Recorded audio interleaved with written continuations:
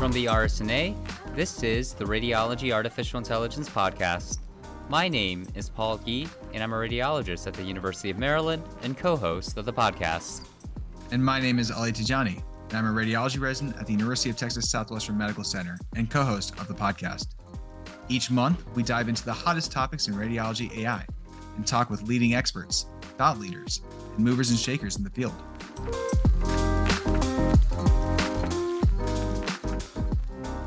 Welcome back to the Radiology AI Podcast.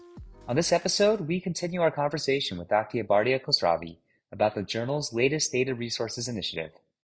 And so, one of the things that I noticed and we kind of talked about already was the different sites that this data is coming from.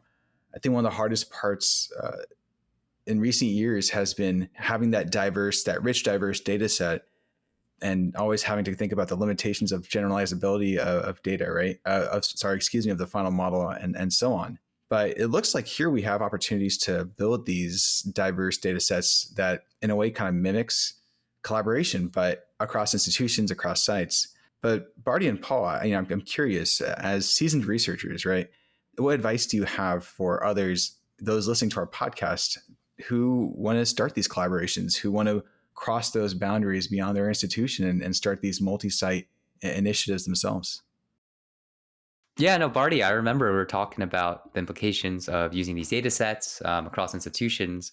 And I think in a lot of ways, public data, such as those on the data resource, are definitely ideal in a lot of ways because we can just kind of use them. That's what they're made for. But I think when we talk about sharing data that hasn't been released publicly between institutions, it can be pretty challenging. I think that is often the kind of the ideal, right? We want to validate our algorithms on multiple sites. We want to see how it works in different parts of the country or even the world. But unfortunately, it can be pretty tough. Data use agreements can often take months or even years to sign. It has to go through a lot of legal review, maybe reviews internally with things like data trusts. Then once that happens, it's a matter of actually sending data. A lot of hospitals aren't equipped necessarily to have an infrastructure to actually extract data and then getting them ready to transfer. We're talking about gigabytes, if not terabytes of data. And I don't know if you've had this issue, but I've tried to send like video files to my friends and it's pretty tough. A Dropbox link works well, but sometimes organizations block those links. So I think that there's a whole slew of practical things that make it challenging. I do think that it's interesting when there are some out of the box ways that people have tried to approach data sharing. I know there are companies that try to facilitate this by building academic research consortiums that kind of allow for a standardized legal process and IRB process to accelerate these things. So I think that it's definitely something that I found can be challenging at times, but I think as long as someone has the right motivations, remembers their why of why they're doing this, it's something that can be overcome. And I think we've seen the fruits of those labors in journals like ours. Yep. In my experience, the most important thing is find the right person, because it's going to be a very challenging path into getting all those clearances from different parts of the institution to agree to share data, either send or receive the data. So I think the other thing that also is a very big bonus for these data resources is that I clearly remember last year I reached out to Paul and said, I want to work with you. And we have strict data usage agreements. Data sharing policies. So we said, okay, let's start working with open data sets. And that's, I think, one of the main benefits of these data resources thing. If people are going to work together, they can use these public resources and they will definitely get very, very, at least, let's say, robust models because it's at least trained on a valid data set. So yeah, I completely agree. And I think in the meantime, while we try to figure out those data use agreements, going to our data resources initiative, and I'm here on the website, as I mentioned before, I actually found an interesting link here, Bardia. It's the living resources, the living index link. And as I click this, I'm taken to this dynamic spreadsheet, essentially. And I can see the resource, links to the data set, the dates, the sponsors, and then, all the information that I want to know, right? The number of patients, the size, speaking of gigabytes of data, right? The size of each of these data sets. So Bardia, what is the living index, and what was the intention here when you and your team put this together? for our consumers, for our researchers? So actually, the idea is very simple.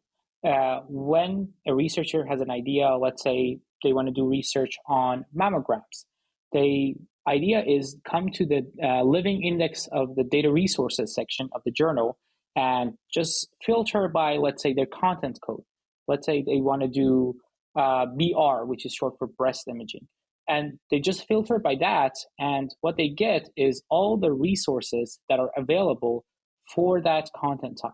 And for example, they can see, okay, there are 4 data sets right now in the living index that are for breast imaging, and all of them combined, I think, will have around 5 million patients with more than 70 million images.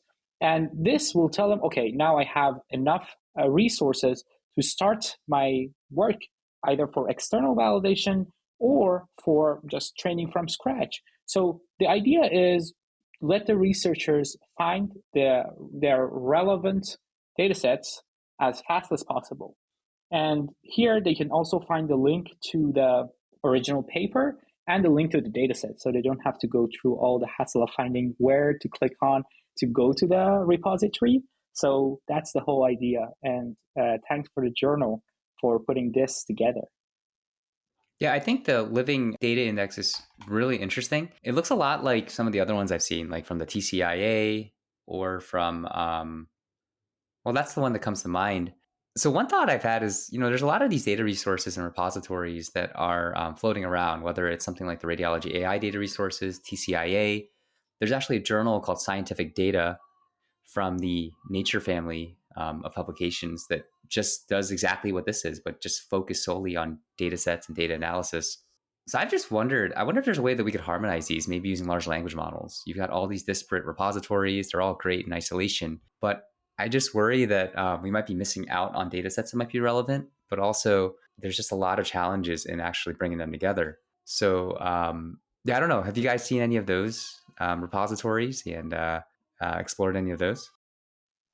You're right, Paul. There are a lot of resources for each specific journal out there. So one thing Julian and I had in mind when developing this living index was make this a very simple JSON file.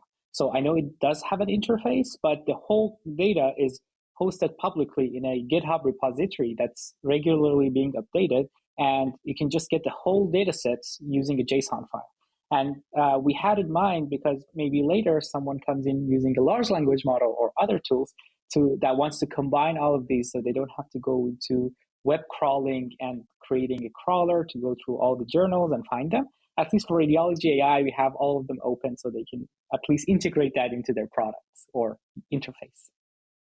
It's been some time since the Data Resources Initiative was released. It's still pretty new, right? But it's been some time. Has anything changed, or do you see any directions to evolve the Data Resources Initiative to better meet the needs of our community as they come up? I think this is although data resource type articles have been in the journal for, I think, 2 years now, but they're now, in the past 6 months, the journal has put a spotlight on them, and it's advertising them openly as a venue to share data sets. So I think that we are seeing an increase in the number of papers that are coming in, and very interesting types. I won't allude to what, but there will be very interesting things down in the pipeline coming out in the data resources section, which are not per se data sets. All right, so Bardia, before we wrap up, do you have any final words of advice or encouragement for our listeners who might be interested in contributing to or utilizing the data resources that are available through this Data Resources Initiative? I know a lot of researchers curate data sets internally for their research purposes. We are doing it every day, I think, in Mayo when we're doing research. So I encourage everyone to take it a step further and curate it in a way that can be used by others. Anonymize it and also publish a data resource paper out of it, which will be a big win for everyone, and contribute to the open source community so that we can all grow together and have a more useful, clinical, applicable AI. All right, Bardia. So we're going to try something new here at the Radiology AI podcast. And it's because we just had such a great conversation that we said, you know what? Let's learn more about the people behind the Data Resources Initiative. And lucky for you, you're here. So we're going to try something called rapid fire. Okay. So we're going to give you a series of questions. Don't think too hard about it. Just say what comes to mind. And we'll go from there. Are you ready, Bardia? Let's go. All right. Paul, you can get us started on 3, 2, 1. Coffee or tea? T. Mac or PC? Mac, definitely. TensorFlow or PyTorch? Oh, no questions asked. PyTorch. Okay, Bardia, what's your favorite AI paper? Oh, this is tough. Okay, so I recently read a paper called Matryoshka Diffusion Models, which I really like the idea, and it's full of details that you will definitely miss, but it's a good paper. Favorite season? Oh, fall. And if you weren't working in radiology AI, or if you weren't a radiology resident, what job would you do? I would probably be a programmer, a web developer, to be more precise. What about non-programming? Well, I guess web developer counts. Oh, non-programming. Oh, no. Non-programming thing. If I wasn't doing this, I really like to do carpentry. So maybe later in life, I would try that. Favorite thing to build? I really like antique furniture. So that's the other thing I would try to build. But maybe later in life. How about favorite midnight snack? Grilled cheese. All right, Bardia. And the most important question, what's the next frontier in AI? Making probably large language models small enough that can fit on our phones. I think that's the next frontier. I like it. Small, large language models. Perfect. All right. That's the first rapid fire. Paul, what'd you think? I think Bardia survived. I think so too. So kudos. Well, Bardia, I speak from all of us here when I say it's just been an absolute pleasure having you. Thank you for all the work that you and your team have done to put this resource together, the continued work that you all do in the background, and to make sure that we have what we need as researchers to continue creating models, to continue evaluating models, and really proceeding with our goals with as minimal barriers as possible. So thank you for doing that. And thank you for your time today, Bardia. Oh, thank you. And thank you, Paul, for the opportunity. I really appreciate it.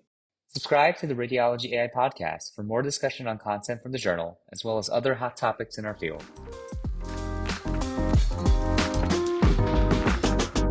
We hope that you've enjoyed this episode of the Radiology Artificial Intelligence podcast. Shout out to Uriah Shemchison for our podcast music and to the RSNA podcast staff. Email us at podcast@rsna.org anytime with questions, feedback, or suggestions.